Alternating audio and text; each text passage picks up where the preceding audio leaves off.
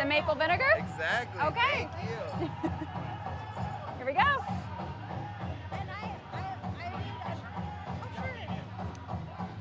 It's a flavor you've never had. Yeah.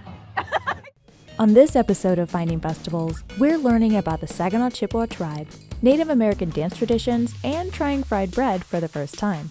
Additionally, we'll explore these must-dos in Mount Pleasant, Michigan. Join me in the Intertribal dance at the Saginaw Chippewa Annual Pow Wow. Hi, I'm Haylie Robinson, and I'm a former festival queen turned executive producer. Yeah, kind of a career change. If you want to learn more about Finding Festivals, connect me on social media, and get a sneak preview of Season 2, then check out the links in my description below. As always, friends, I advocate for you to keep finding festivals and enjoy the show.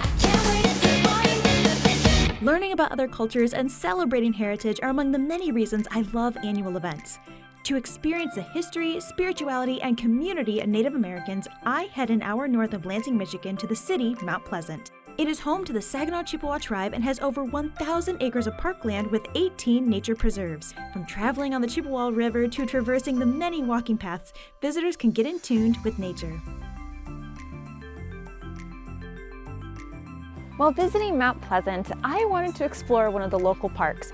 We're here at Chippewa Waters Park, and as you can see, the Chippewa River runs through the entire location. There's vibrant greenery, beautiful flowers, and plenty of spaces where you can either look at the river or just sit by it. It truly is a great way to start your morning off. Chippewa Waters Park covers more than 30 acres and is located on a state conservation area. The Access Adventure Trail is 1.8 miles long and connects 4 other parks. It could be because it's still morning time, but the water is so calm and is actually really popular among canoeists, kayakers, and tubers. It looks really refreshing, so the next time we're at Mount Pleasant, I'm definitely going to grab a tube and enjoy the river. Do you hear that? The beautiful sound of nature.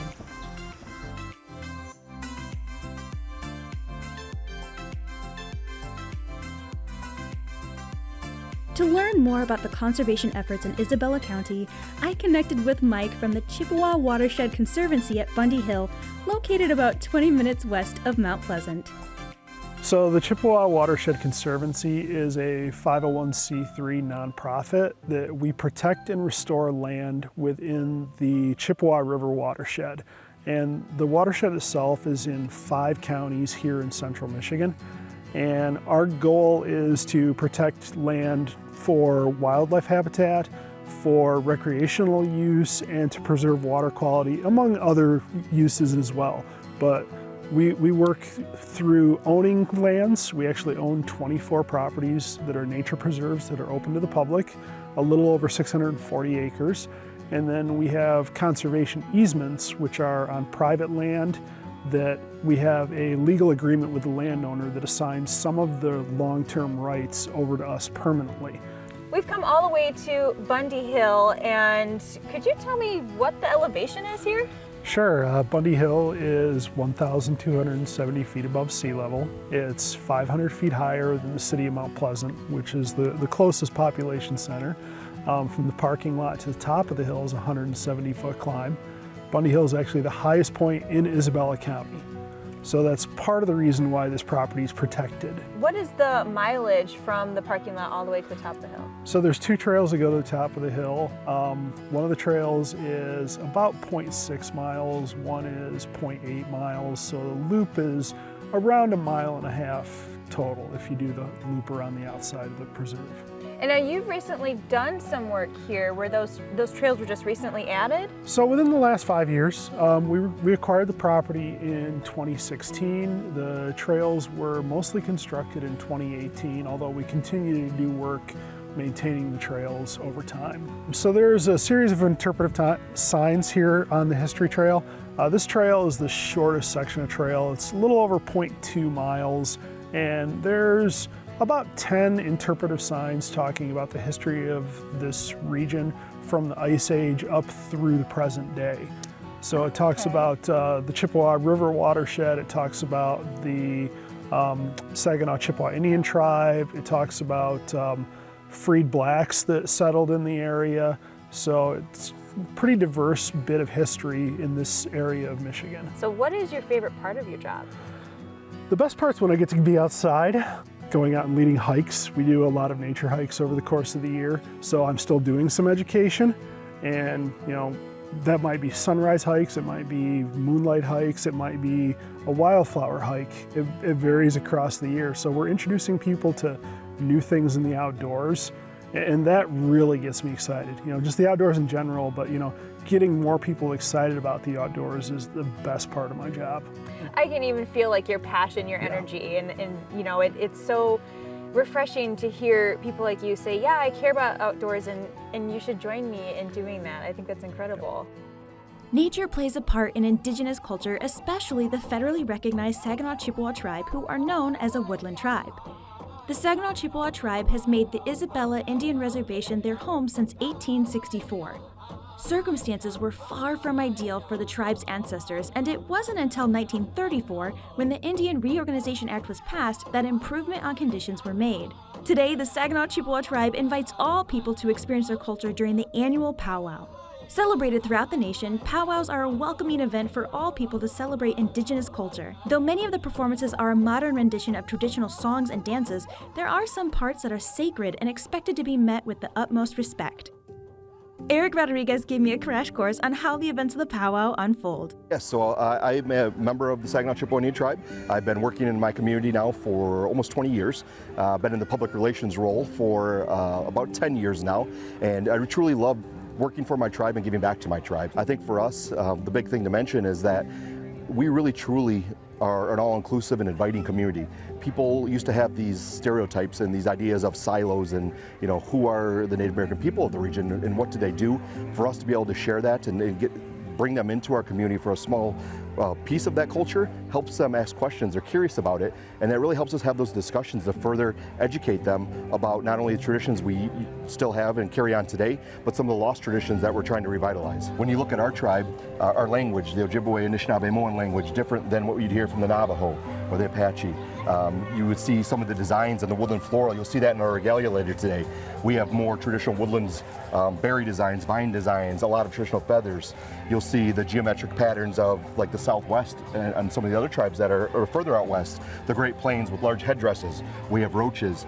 So you'll see a lot of these unique and very special things that are culturally appreciated, that make our tribe unique. But that helps make sure that you can distinguish the differences between our tribes and others. Well, it helps you identify each one, right? I mean, we all kind of use, especially with clothing, even today's society, we use clothing to identify ourselves. Yeah. So it just kind of infuses on how that works. It is, and you'll see that when we have our grand entry coming in today and some of the dance specials, when these dancers have the regalia on, it's not a costume. It's a piece of regalia or outfit that each piece on that regalia has a meaning. How they obtain that is generally by earning that or being gifted to that or doing something great to be able to be honored and given a piece of your regalia today. So when you look at what these dancers come out and wearing from head to toe, every piece on their body has a significance, and it's unique in nature because of how they earn that or what it means to them. And do you know, like, on average in the past few years, like how many tribes tend to show up each year? It varies on each year, but I mean, you're looking at hundreds of different tribes that are actually going to be in attendance today. So you have members of tribes that, like I said before, are local, and this is one of their favorite stops throughout the United States. So there's not really a set number, but it's quite a few that come on each and every year. So I know that there are powwow gatherings all throughout the nation, but what makes the Saginaw Chippewa Tribe National Powwow different than the rest? Yeah, I think for us, it's having the ability, as we talked about, those social gatherings. We want to make it our own, to make our members feel welcome, but to make everyone feel welcome. We're a woodlands tribe, hunter-gatherers, so we use our traditions and our customs to make people feel that sense of place here. So what we do and how we model our themes for our powwows, how you see the artwork and the design that we have, we want to make sure that people experience that it's different than what they see at other powwows. And there's hundreds of powwows throughout the United States, and as much as they're unique, they're very similar. I think people can grow accustomed to being able to see the same styles of dance, but different competitions. Those specials that are based in our community. There's one that's going to happen today on murdered and missing Indigenous women and children, a big movement that we've seen for Native American peoples throughout the United States. There's a special that a family promoted today that we'll see that later this evening. But a lot of those great things that really you're trying to connect to the people and to the community, and that's what makes us really unique and special. I love that, you know, from starting the whole celebration kind of at the beginning of the week and to the end, it really not only infuses the tribes, but also the community of Mount Pleasant and brings everyone together. I think that's beautiful. It does. And now a message from our generous underwriters and donors. Finding Festivals is brought to you in part by Find some Lake Erie love? It's a sure thing. Learn how at shoresandislands.com and start an adventure today. Toledo, more than you ever imagined. Learn more at visittoledo.org. The Fort Wayne Museum of Art, Toledo Arts Commission, and by viewers like you. Thank you. Now back to the episode. I'm captivated by the vibrant colors and strategic stitching of the regalia. Now knowing that each piece of the ensemble has a meaning, I'm eager to learn more. I spoke with Joseph, who is a tribal elder and traditional dancer. My spirit name is Chimikanik, which is Big Turtle, and that's why I got my elk-made turtle shield here, and it has my spirit name on it. It also has some Ojibwe floral patterns. For myself, I graduated from Michigan State University, so it does have the green and white colors of a Spartan connected to it. Being Beaver Clan, it also has Brother Otter on the shield, and the white is from Brother Ermine. So we try to use natural furs in our regalia.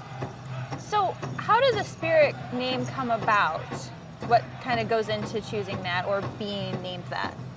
Well, in this case, you approach a traditional elder with a gift of tobacco, and you mention to the elder that you're a traditional person or would like to walk that red road of traditional teaching, and that way you can go ahead and to make that offering, and they take that offering, offer it to the sacred fire, or they offer it to the sacred pipe, and the Creator comes up with that name that you're bestowed. Being able to ask the question, that's an honor for us to go ahead and share those teachings.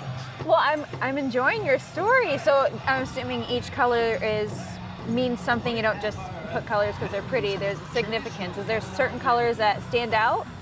Actually, that's a wonderful question, because even in my eagle feather, I was gifted these sacred colors from a grandmother that smoked her sacred pipe, and they include the colors of the medicine wheel, yellow, red, black, and white. They also include blue for Father Sky and green for Mother Earth. My dancing stick has the colors of the Beaver Clan, the orange and the brown, and I have rabbit fur and deer antler on that. And I also included my eagle feathers that I've been gifted from the Creator on different occasions. And like my regalia that I have on the front, it depicts the woodland floral patterns, and even in my beadwork that has a turtle along with the Beaver Clan and has some strawberries on it. That's all traditional, and it all tells a story. Now I noticed that you have feather representation on the bag. Can you kind of explain a little bit about how you acquired that into your regalia? Yeah, a lot of times our traditional dancers will go ahead and have what's called a bustle, and even some of our fancy dancers, they'll go ahead and to have a double bustle as they do their dancing and the acquiring of the regalia people wear. I think a lot of times, you know, those are stories that kind of bring depth and scope to the Pow Wow. What are some specific steps that kind of make your dance special? Well, I think a lot of times, you know, for our men's traditional, it's more of a two-step process. And with the bells that we have on our fingers, you know, you tend to get a rhythm with the drum. And as you get the rhythm with the drum, it tends to move you. And I think that's, you know, common in a lot of indigenous music. And a lot of times, you know, when we hear that heartbeat, that bass sound, it'll resonate all across the arena. And that's why I think a lot of younger people, when they hear that bass sound, it kind of makes them want to move too. And sometimes when you hear the bells, when you hear the drums going, it just makes you want to dance. It sure does. It gets my heart pumping. I'm like, all right, let's get moving, right?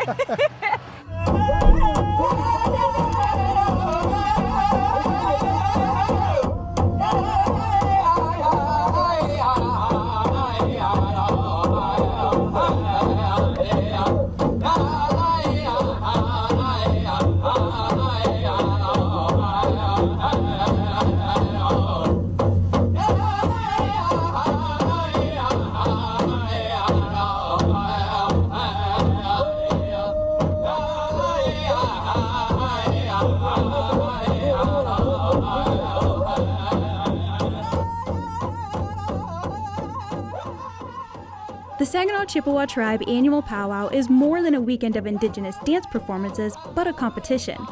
Though I participated in competitive dance in my past, I was curious how the judges of the Pow Wow score the contestants. Elizabeth shared her experience as a dancer and the judging process of the competition. What all goes into planning this event? I mean, it's massive. Yes, we have dancers and participants, drummers and singers from all over the country. And our committee of 12, we work all year. We meet monthly. And basically, when it gets to 2 months before Pow Wow, we start meeting once a week because there's a lot of work that goes into having a successful celebration. When it comes to the dances and the singing and the drumming, I mean, that's actually, people come to compete. Is that right? Yes, it's a competition powwow. A little different than our traditional powwow in Saginaw that we also organize.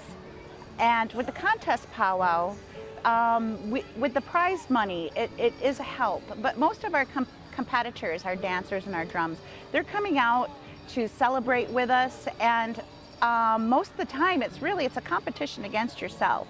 What does the competition kind of look like? When I know you said they kind of compete with themselves, but how much of it is, technique and accuracy, and how much of it is just performative nature and spirit? There's a lot that goes into judging. You have their regalia, you have moccasins, how their moccasins look, their applique work on their regalia, besides just the actual dancing. So there's a lot of things the judges are looking for. So Elizabeth, do you also participate in the dances? Maybe not compete in them, being, you're kind of an insider of the judging, right? But do you also participate in the dances? Yes, it's something else when you get out there, and like I said, it's not necessarily you're trying to win the money, but when you're out there with the best dancers across the country, they bring the best out of you too. You feel that positive energy in that circle, in that dance circle, and it makes you, to me personally, it makes me perform that much better because I'm with such graceful beauty all around me. It just pulls me in. The energy of the dancers can be felt all through the crowds. To set the tone of events is the grand entry. Led by the head veteran, flag carriers, and head dancers, the grand entry marks the beginning of each powwow session throughout the weekend. Following the grand entry is the flag song, which is equivalent to a national anthem and not permitted to be recorded. One part of the powwow that moved me most was the victory song. So in this dance, we're experiencing the veteran dance, which is where all of the veterans of the military come out and dance, and this is all in honor of them. And it really is just moving. It's supposed to be more of a welcome home. You made it back to homeland. It's really moving, as you can see.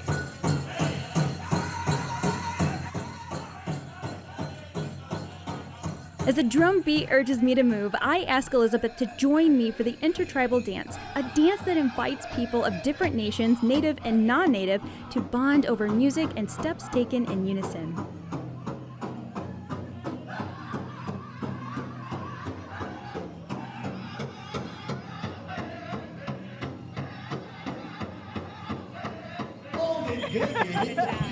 Thank you so much.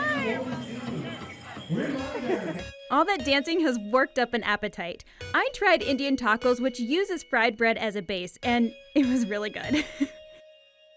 I also got to try fried bread with a candy bar in the center, and it was delicious. But it got me wondering, where did this come from?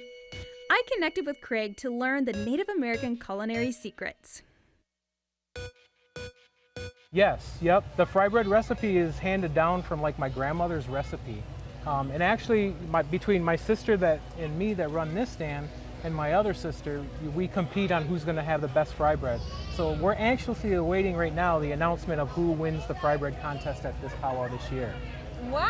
So while everyone's competing with dance and performance, you're out here competing as well with food. Yeah. That's one thing with this powwow is that they give the vendors and community an opportunity to participate if they don't dance or they don't drum or sing. So it's a great opportunity. That's so cool though. Like everyone really gets to compete and be part of the overall celebration. I think that's really unique. Right. And that's unique because not all powwows do that. So when it comes to the fry bread, you said it was your grandmother's recipe. So what all goes into it? That's a Native American secret. No, I'm just joking. We always like to joke around like that. You know, that's what coming together is about at powwows and things. You see family, but with the fry bread, it's just flour, baking powder. We use non-dairy creamer because so many people are lactose intolerant these days. So we want to make sure that everybody's able to enjoy our fry bread. We haven't found a gluten-free option yet. It just doesn't turn out too good, but most people do come and they tolerate the bread that we do make. So once we get it made, we let it rise for about 3 hours. We use baking powder, so it helps it rise. We don't use pre-made bread dough, so everything that we do at our stand is made fresh every day. We change our oil every day. Bread is made fresh every day. So it shows. And the lines that people stand in to wait for our bread, you can tell.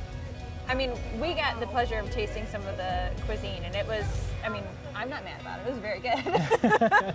I did like the fry bread with the American candy, and then I also really enjoyed the taco. That was really good. Yes, that was actually my sister's addition to the stand.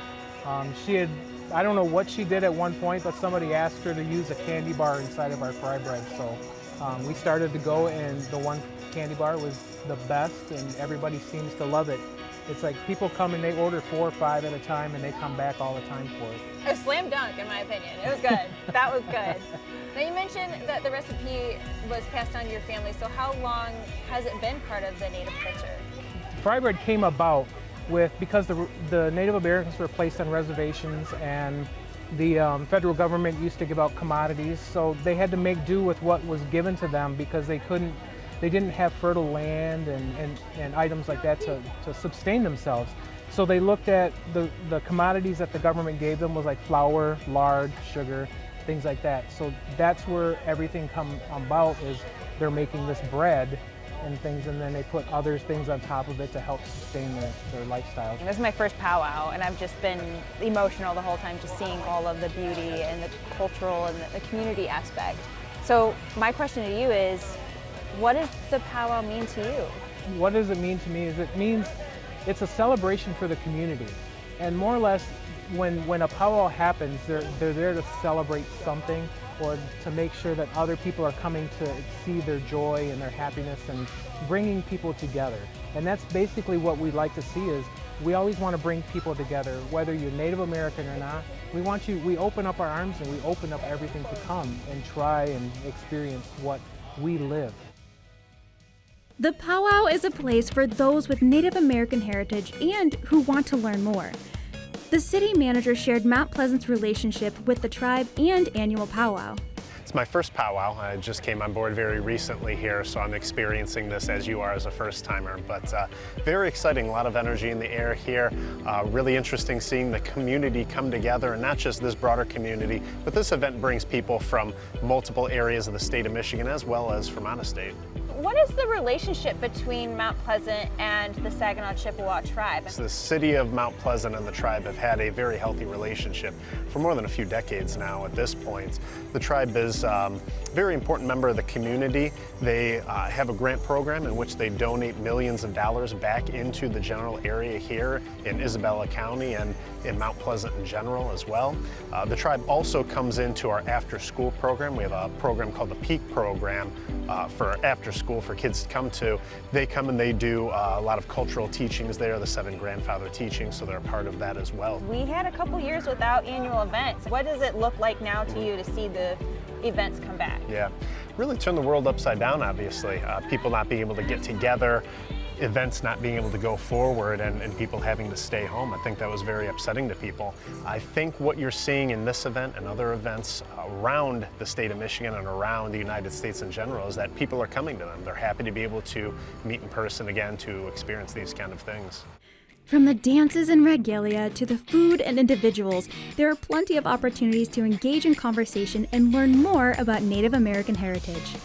The Saginaw Chippewa Tribe annual powwow has left me with a deeper understanding and emotion only the drums and dancing could awaken. I look forward to even more conversations at the next festival we find. You can visit findingfestivals.com to learn more about the series, get updates through the digital newsletter, and connect with me on social media where you can access more content on festival fun. It's a warm day.